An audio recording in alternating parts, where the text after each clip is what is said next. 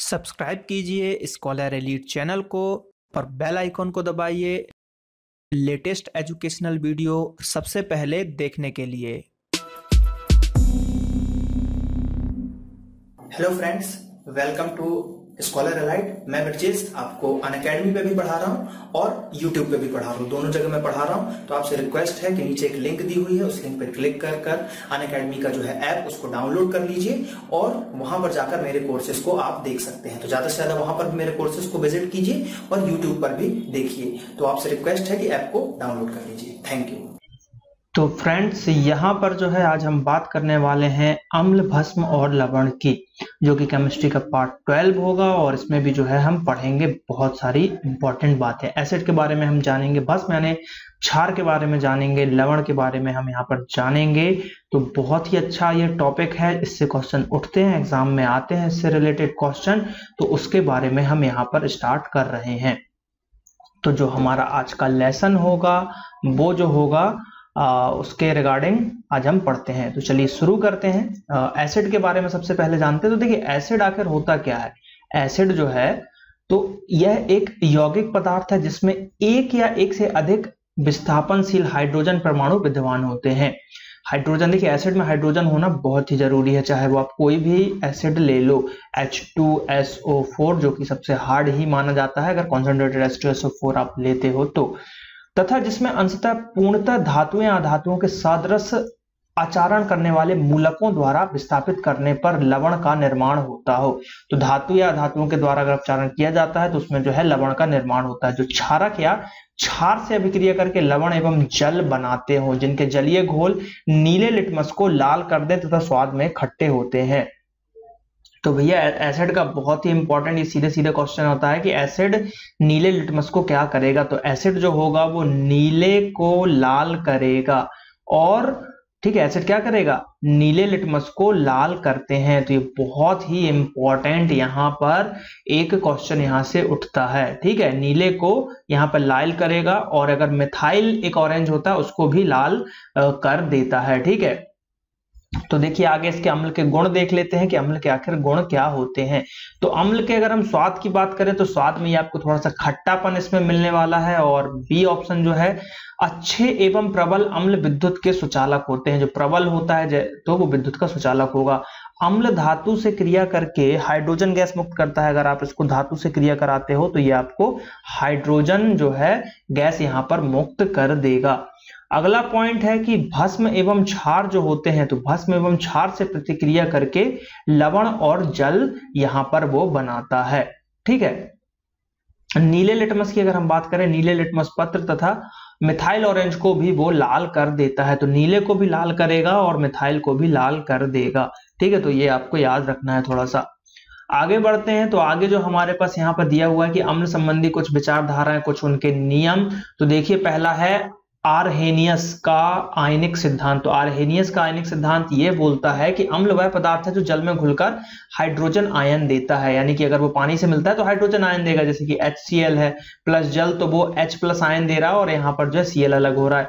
H2SO4 में 2H+ दे रहा है, HNO3 में भी H+, ये सभी जो है यहाँ पर आयन आपको देखने को मिल रहा है। तो ये बोला था आरहेनियस ने, आरहेनियस का आयनिक सिद्धांत की भैया अम्ल को अगर आप पानी जल में घुलाकर हाइड्रोजन आयन यहां पर देगा, जैसे ही जल में मिलेगा तो हाइड्रोजन आयन दे देगा। अगला जो है बी नंबर के, तो एक आए ब्रांस्टेड जी। तो ब्रांस्टेड और लॉरी का सिद्धांत ये कहता है कि इस सिद्धांत के अनुसार अम्ल वे पदार्थ हैं जो किसी दूसरे पदार्थ को प्रोटॉन प्रदान करने की क्षमता रखते हैं। यानी कि एसिड जो है किसी और दूसरे को प्रोटॉन दे सकते हैं, वो अपना प्रोटॉन उसको दे सकते हैं। अर्थात अम्ल जो है वो यहाँ पर क्या करेगा, H+ आयन प्लस जो है यहाँ पर भस्म मिलने वाला है। जैसे कि देखिए उल्टी रिएक्शन, यहाँ पर CH3COOH है तो यहाँ पर H+ आयन और CH3COO यहाँ पर नेगेटिव आयन आपको मिलने को रहा है। ठीक है, तो ये सब चीजें यहाँ पर होती हैं। तो ये नियम है, डेफिनेशन है जो थोड़ी सी आपको याद रखनी है माइंड में। अगला जो यहां पर अगर हम बात करें थर्ड नंबर का है, तो थर्ड नंबर का है लेविस का इलेक्ट्रॉनिक सिद्धांत। लेविस का इलेक्ट्रॉनिक सिद्धांत, तो ये क्या बोलता है कि इस सिद्धांत के अनुसार अम्ल वह पदार्थ यानी कि अणु, आयन या मूलक है जिसमें इलेक्ट्रॉन का एक निर्जन युग्म जो है स्वीकार करने की प्रवृत्ति जो है यहाँ पर प्रवृत्ति होती है। इलेक्ट्रॉन जो है उसका एक निर्जन गुण लोन पेयर को वो एक्सेप्ट कर लेगा, जैसे कि कैल्शियम ऑक्साइड सल्फर डाइऑक्साइड है, यहाँ पर उसके बाद से संयोग करके कैल्शियम सल्फेट का निर्माण करता है। तो देखिए यहाँ पर क्या हो रहा है, जो कैल्शियम ऑक्साइड है CaO वो SO3 से मिलकर यहाँ पर क्या बना रहा है, CaSO4। ठीक है, तो यहाँ पर क्या हुआ, देखिए Ca2+ आयन था, यहाँ पर O जो था O के ऊपर 2 था, और ये जो है इससे यहाँ पर क्रिया करके उसने यहाँ पर बॉन्डिंग कर ली। तो यही चीजें जो है लोन पेयर को यहाँ पर वो प्रकृति रखता है। तो ये लिविस जी का एक सिद्धांत था, और इसमें जो लिविस अम्ल है वो SO3 है। क्या है, SO3 जो है यहाँ पर लिविस अम्ल है। ठीक है, क्योंकि S के साथ जो है क्रिया हो रहा है लोन पेयर में, तो इसलिए है। और नोट में दिया गया है कि सामान्यतः सभी धनायन जो है लिविस अम्ल होते हैं। तो जितने भी पॉजिटिव यहाँ पे आपको मिल रहे हैं, धनायन मिल रहे हैं, वो लिविस अम्ल यहाँ पर कहलाते हैं। क्या कहलाते हैं, लिविस अम्ल कहलाते हैं। अम्लों का अब वर्गीकरण हम पढ़ लेते हैं कि क्लासिफिकेशन ऑफ, अगर हम बात करें क्लासिफिकेशन ऑफ एसिड की हम बात कर लेते हैं। तो अम्ल जो है 2 प्रकार के होते हैं। अम्ल 2 प्रकार के होते हैं, जैसे कि ऑक्सी अम्ल होता है, जिन अम्लों में हाइड्रोजन एवं ऑक्सीजन दोनों उपस्थित रहते हैं उन्हें हम ऑक्सी अम्ल कहते हैं, जैसे कि सल्फ्यूरिक में हाइड्रोजन भी है ऑक्सीजन भी है।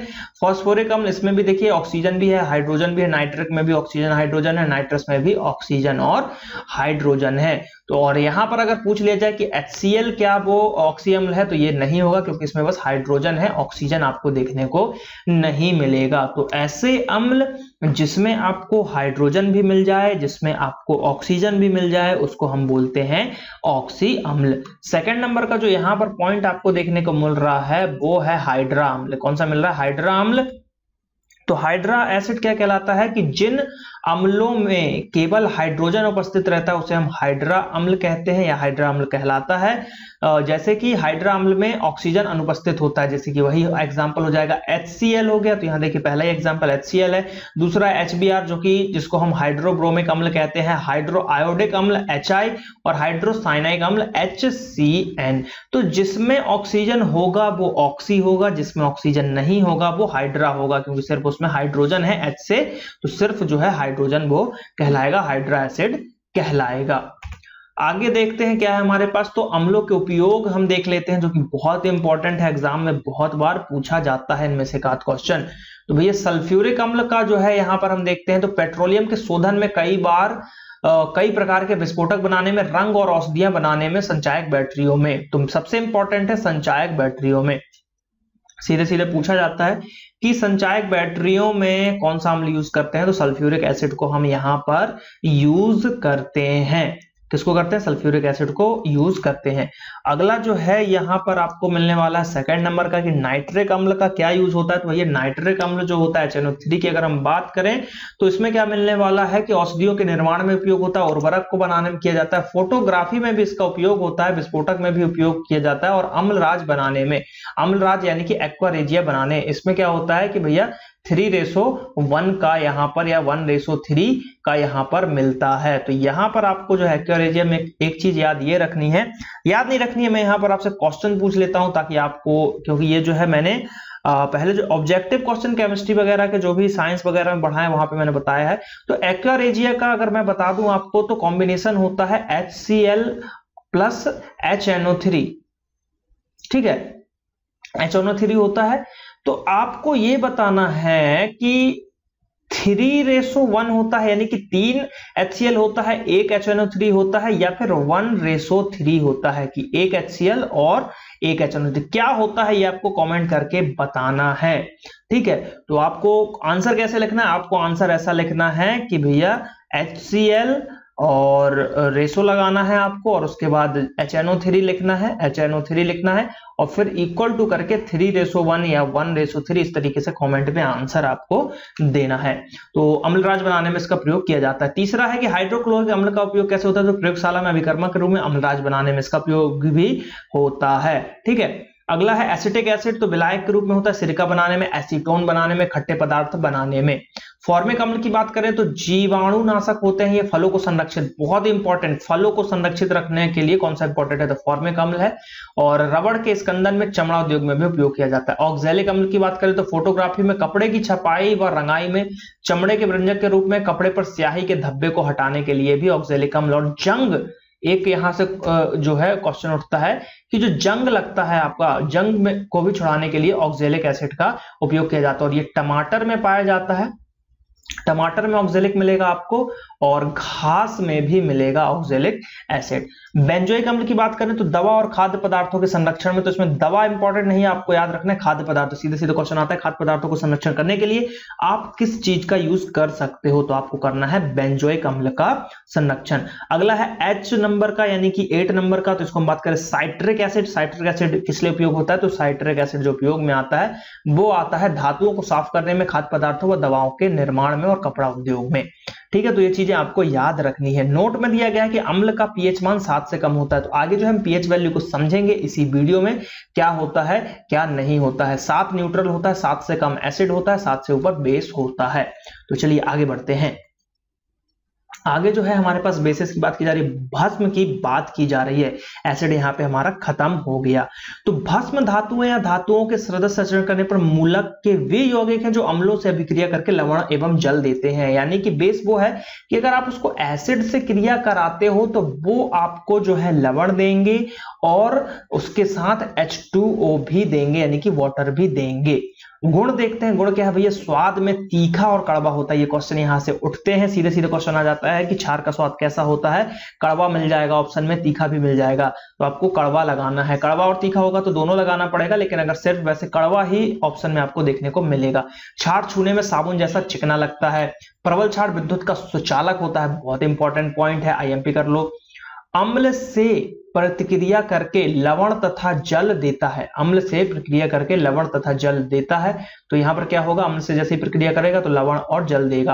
अगला है क्षार लाल लिटमस को नीला करता है। एसिड को हमने देखा था कि भैया वो नीले को लाल कर रहा था, ये लाल को नीला करेगा, या से ब्लू को रेड करेगा या रेड को ब्लू करेगा, ऐसे भी याद कर सकते हो, BRRB। तो ये जो है क्या कर रहा है, ये क्षार है तो लाल को नीला करेगा। क्षार में तेल गंधक को घुला लेने की क्षमता होती है, तो क्षार में तेल भी घुल जाता है और गंधक को भी घुला सकता है वो। क्षार जो है कार्बनिक पदार्थों को नष्ट कर देता है। क्षार क्या करता है, फिनोफ्थलीन को गुलाबी कर देगा, क्षार जो है फिनोफ्थलीन को गुलाबी करेगा। लवण के घोल में डाले जाने पर प्रायः धातु के ऑक्साइड को अवक्षेपित कर देते हैं। तो ये जो है कुछ इंपॉर्टेंट यहाँ पे क्षार के गुण थे। तो चलिए आगे बढ़ते हैं, आगे क्या देखने को मिल रहा है। तो भैया अब जैसे कि हमने एसिड से संबंधित चीजें पढ़े थे, वैसे ही सभी चीज यहाँ पर क्षार से भी रिलेटेड मिलेंगे। तो फिर से आर्हेनियस जी आ गए, तो आर्हेनियस जी ने भैया यहाँ पर आयनिक सिद्धांत जो दिया था उनके अनुसार क्या होता है। इस सिद्धांत के अनुसार भस्म वे पदार्थ है जो जलीय घोल में हाइड्रोक्साइड आयन देते हैं, यानी कि OH नेगेटिव में है, क्योंकि यहाँ पर ये नेगेटिव चार्ज है तो वो देते हैं। जैसे कि NaOH है, उसके साथ जल मिलेगा तो Na+ आयन निकलेगा और OH भी निकलेगा। NH4OH में है तो इसमें भी देखिए NH4 अलग निकल गया और OH अलग निकल गया। तो ये जो है आर्हेनियस का सिद्धांत था। फिर आ जाएंगे हमारे ब्रांस्टेड लॉरी, इन्होंने भी दिया कि भैया इस सिद्धांत के अनुसार भस्म वह पदार्थ है जो किसी दूसरे पदार्थ से प्रोटीन ग्रहण करने की क्षमता रखता है। अब देखिए भैया इन लोग में क्या होता था कि भैया आर्हेनियस ने दिया तो भैया जो लॉरी जी है उन्होंने कहा हम भी दे देंगे, फिर लिविस ने कहा हम भी देंगे, हम क्यों पीछे रहे, उस चक्कर में हमको ज्यादा पढ़ना पड़ जाता है ना। हम सोचते हैं कम पढ़े, लेकिन ये लोग हमको कम पढ़ने तब तो अब न्यूटन जी कोई नियम निकाले तो आइंस्टीन कोई नियम निकाल देगा, कोई कुछ करेगा, सब कंपटीशन में होता है आजकल। सभी जो है कंपटीशन में आपको ये चीजें यहाँ पर मिलेगा। जितना ज्यादा यहाँ पर कंपटीशन होगा उतना ज्यादा हमको पढ़ना पड़ेगा। तो ये तो बहुत पुराने समय की बात है और आज भी हर चीज में कंपटीशन ही बढ़ रहा है। तो इन्होंने क्या किया, लॉरी जी ने क्या बोला कि भैया क्षार जो है क्या करेगा, प्रोटॉन को ग्रहण करेगा। इन्होंने बोला था कि एसिड जो है प्रोटॉन को दे सकता है तो क्षार ग्रहण करेगा, कोई देगा तो क्षार लेगा। तो इन्होंने क्या किया, OH है इसमें प्रोटॉन मिला तो H2O मिल गया। ये सब चीजें यहाँ पर हो रही हैं। लिविस जी ने अब क्या कहा, लिविस जी ने कहा कि भैया इस सिद्धांत के अनुसार भस्म वह पदार्थ है जिसमें इलेक्ट्रॉन के एक निर्जन जोड़ी प्रदान करने की क्षमता है। एसिड जो है एक्सेप्ट कर रहा था, अब तो ये देने की क्षमता रखेगा। है ना, तो ये क्या कर देगा, देने की क्षमता रखेगा। तो हाइड्रोनियम की बात करें तो आयन बनना, ये देखिए HH है और यहाँ पर H प्लस मिलके यहाँ पर हाइड्रोजन का जो है आयन बन रहा है। और यहाँ पर एक चीज है कि H2O जो है लेविस भस्म है, इसमें H2O क्या हो जाएगा, इसमें H2O लेविस भस्म हो जाएगा। वहां पर क्या था, वहां पर जो है SO3 था उस वाले में, और वहां पे ऐसा बोला गया था कि सभी एसिड जो है, सभी एसिड लेविस अम्ल का कार्य करते हैं, और यहाँ पर H2O जो है पानी लेविस भस्म का कार्य करेगा। चलिए आगे बढ़ते हैं, भस्म के प्रकार देख लेते हैं। तो भस्म जो है दो प्रकार के होते हैं, जल में एक विलय होता है, दूसरा जल में आविलय, यानी कि जल में जो घुलनशील होगा और जो जल में घुलनशील नहीं होगा। इन दोनों की चीजों के बारे में हम बात करते हैं। तो क्षार जो एल्काली होते हैं उनकी अगर हम बात करें, वैसे भस्म हैं जो कि जल में विलय होते हैं, क्षार कहलाते हैं। जो क्षार है वो जल में विलय हो जाएंगे, जैसे कि sodium hydroxide NaOH, potassium hydroxide KOH है, कैल्शियम हाइड्रोक्साइड Ca जो यहाँ पर OH होल ट्वाइस, फिर है अमोनियम हाइड्रोक्साइड NH जो है NH4, उसके बाद OH। तो ये सभी जो है जो पानी में घुल जाएंगे उनको हम क्षार बोलेंगे, और जो पानी में नहीं घुलेंगे उसको हम क्या बोलेंगे, आगे देखते हैं उनको क्या बोलना चाहिए। सभी क्षार भस्म क्षारक होते हैं, लेकिन सभी भस्म क्षार नहीं होती। बहुत ही इंपॉर्टेंट लाइन है, सभी क्षार क्षारक होते हैं यानी कि भस्म होते हैं, लेकिन सभी भस्म क्षार नहीं होते। इसका कारण यह है कि सभी भस्म जल में विलय नहीं होते हैं। जल में अविलय धारक की अगर हम बात करें क्षारक की, तो क्या होते हैं कि जल में अविलय क्षारक अम्ल के साथ अभिक्रिया करके लवण और जल देते हैं। जो पानी में नहीं घुलना है वो एसिड में घुलेंगे, परंतु क्षार के अन्य गुण प्रदर्शित नहीं करते, जैसे जिंक ऑक्साइड है, फेरस ऑक्साइड है, फेरिक ऑक्साइड है, एल्यूमिनियम ऑक्साइड है, कॉपर हाइड्रोक्साइड है, फेरस हाइड्रोक्साइड है। यहाँ पर ये सभी चीजें यहाँ पर देखने को मिल जाएंगी। आगे बढ़ते हैं, भस्म व क्षारों के उपयोग की बात कर लें तो कैल्शियम हाइड्रोक्साइड की अगर हम बात करें तो घरों में चूना पोतने में, गारा प्लास्टर बनाने में, ब्लीचिंग पाउडर बनाने में, जल को मृदु बनाने में, अम्ल के जलन पर जो है मतलब अम्ल के जलने पर मरहम पट्टी करने पर, चमड़ा के ऊपर बाल साफ करने में, मिट्टी का अम्लीयता दूर करने में कैल्शियम हाइड्रोक्साइड का उपयोग होता है। कास्टिक सोडा जो है साबुन बनाने में, पेट्रोलियम के शुद्धिकरण में, कपड़ा एवं कागज बनाने में, दवा निर्माण में, घरों और कारखानों की साफ सफाई में कास्टिक सोडा का उपयोग होता है। पोटेशियम हाइड्रोक्साइड की बात करें तो प्रयोगशाला में प्रतिक्रमण के रूप में उपयोग होता है। मुलायम साबुन का निर्माण CO2 और SO2 जैसे गैसों का अवशोषक भी होता है। कैल्शियम हाइड्रोक्साइड मकान बनाने में, गारे के रूप में, कास्टिक सोडा के निर्माण में, ये इंपॉर्टेंट है कि कास्टिक सोडा के निर्माण में क्या यूज होता है, तो कैल्शियम ऑक्साइड। सोडियम कार्बोनेट के निर्माण में, ब्लीचिंग पाउडर में। मैग्नीशियम हाइड्रोक्साइड की बात करें, ये इंपॉर्टेंट है पेट की अम्लता दूर करने के लिए। सबसे इंपॉर्टेंट क्वेश्चन यहीं से उठता है कि पेट की अम्लता दूर करने के लिए क्या चीज उपयोग में आती है, तो MgOH twice magnesium hydroxide use होता है। अम्ल विशीकरण की बात करें, उसके बाद एंटीडोट बनाने में भी उपयोग होता है। चीनी उद्योग में मोलासिस से चीनी तैयार करने में इसका उपयोग होता है मैग्नीशियम हाइड्रोक्साइड का। और मैग्नीशियम ऑक्साइड जो है MgO तो औषधि बनाने में होता है, रबड़ पूरक के रूप में होता है, और जो है वायलरों के प्रयोग में भी यहां पर आपको देखने को मिल जाएगा।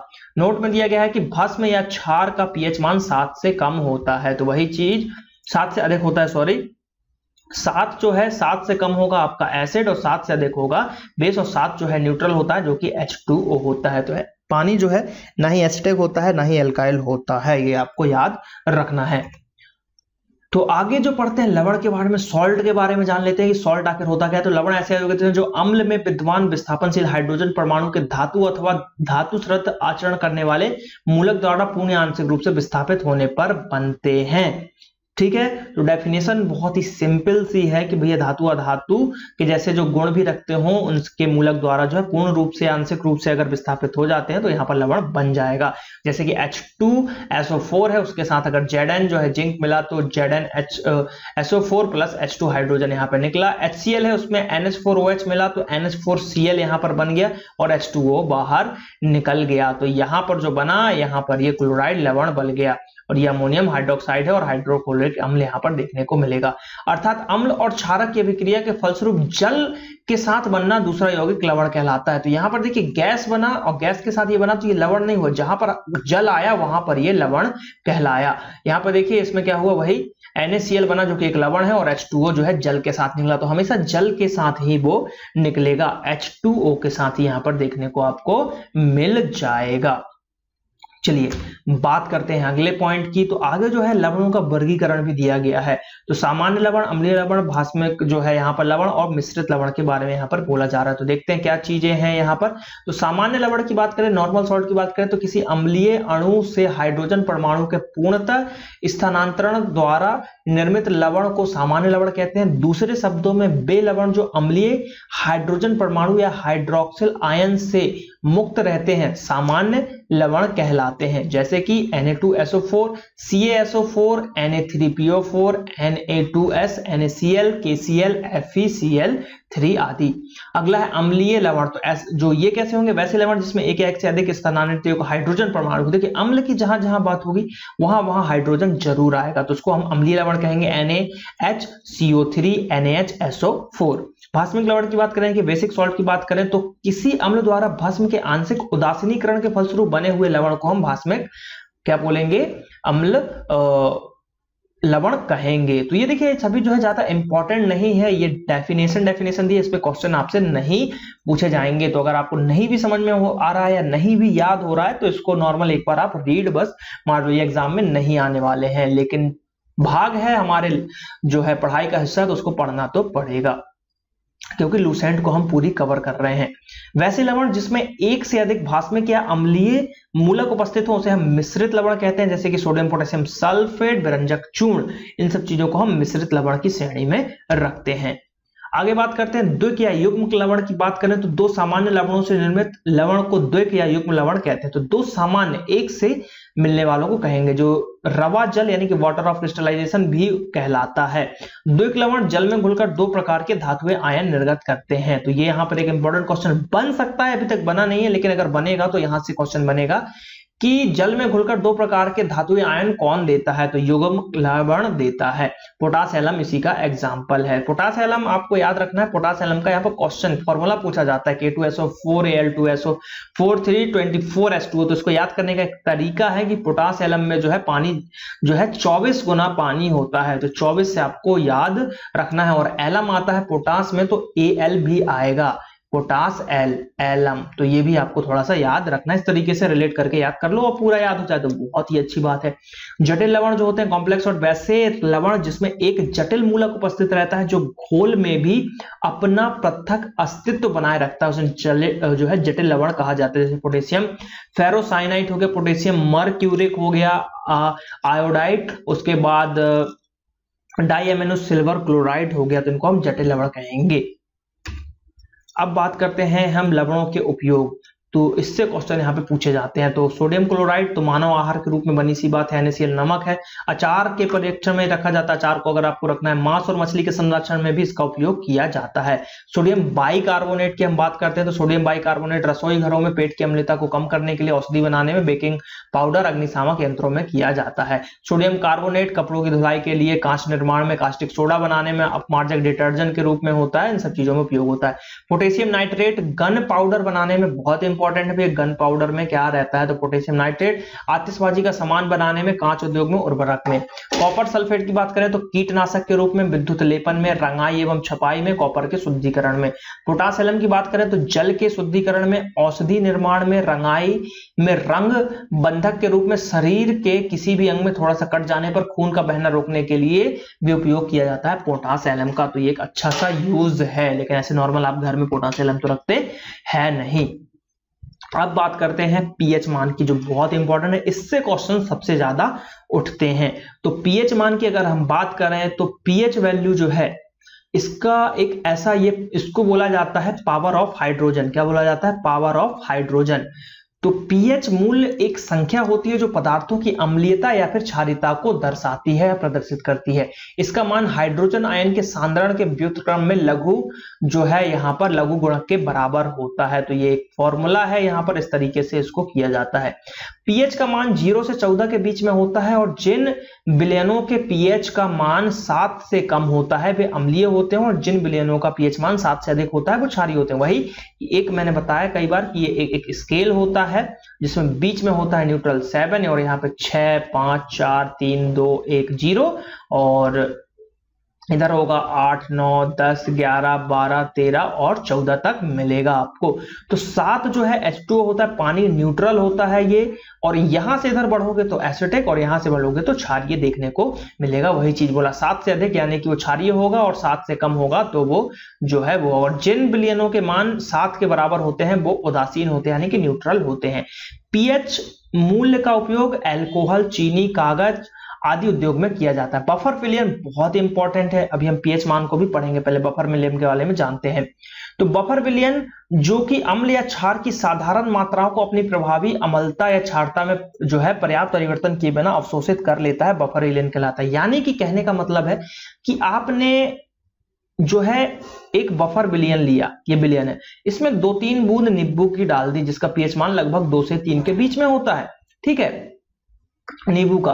तो इसमें क्या होगा, 2 से 3 के बीच में है, तो उसको डालोगे तो ये एब्जॉर्ब कर लेगा, वो एसिटिक नहीं होगा। तो वही चीज बोल रहा है, जो अम्लीय और क्षार को अगर उसमें थोड़ी मात्रा में मिलाने पर भी अपने गुण को नहीं बदलता है, वो एब्जॉर्ब कर लेता है, वो बफर विलयन कहलाता है। जैसे कि सोडियम एसीटेट तथा एसिटिक एसिड का मिश्रण एक प्रभावी बफर विलयन यहां पर कहलाता है। जब उसे पानी में जो है विलीन किया जाता है तो जिस विलयन में बफर विलयन अंतर्विष्ट होता है वह अत्यधिक मंद अम्ल के रूप में कार्य करता है। तो ये बफर विलयन के बारे में हमने जाना और डेफिनेशन इंपॉर्टेंट है इसकी। अब पीएच मान नींबू का होता है 2.2 से 2.4, तो आप जो है इसको 2 से 3 याद रख सकते हो। सिरका 2.4 से 3.4, शराब जो है 2.8 से 3.8, और यहां पर टमाटर जूस की बात करें तो टमाटर जूस जो है 4 से 4.4 तक, बियर 4 से 5 के बीच में होता है। तो भैया ये याद रखिएगा, इस पे क्वेश्चन उठ सकते हैं जिस तरीके का माहौल चल रहा है अभी। कॉफी की बात करें तो 4.5 से 5.5 तक होता है। मानव मूत्र 5.5 से 7.5। एग्जाम में आपको 6 मिलेगा, ऑप्शन में 6 आंसर लगाना है इसका, ठीक है, 6।